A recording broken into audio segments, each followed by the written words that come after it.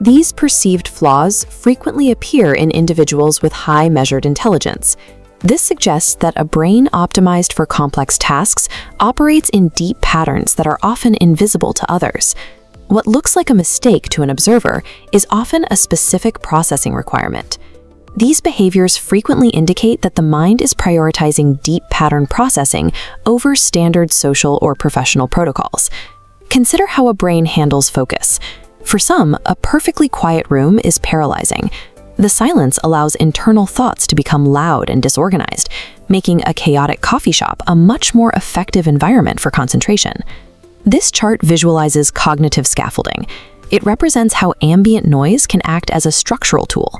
The incoming sound creates a barrier that filters out competing internal signals, organizing the mind into a state of productive focus.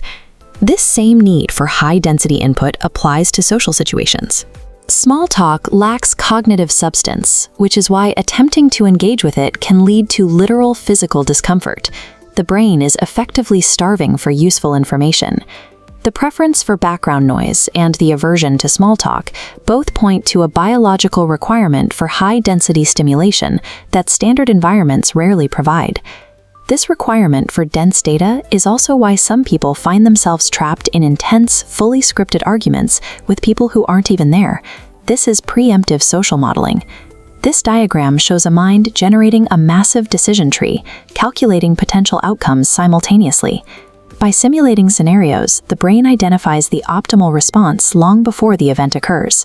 It is strategic preparation, giving the speaker an advantage.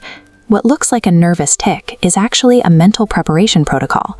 When the real interaction happens, the modeling ensures the individual is already several steps ahead. That same focus on strategy explains why you might lose interest in a project the moment it is almost finished. This illustrates cognitive novelty seeking. Intellectual value is plotted against completion percentage, dropping to 0 precisely at the 90% mark. Because the brain prioritizes learning, interest evaporates once you extract the mental logic. The remaining 10% provides no intellectual return.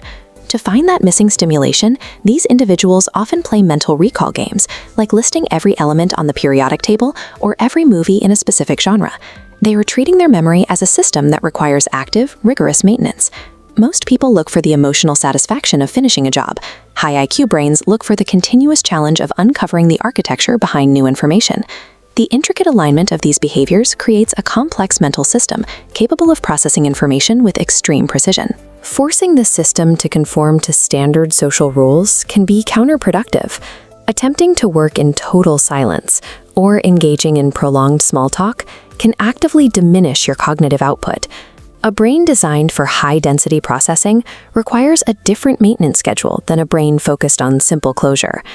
Rather than trying to fix these perfectly natural habits, you can choose to actively engineer your environment to support them.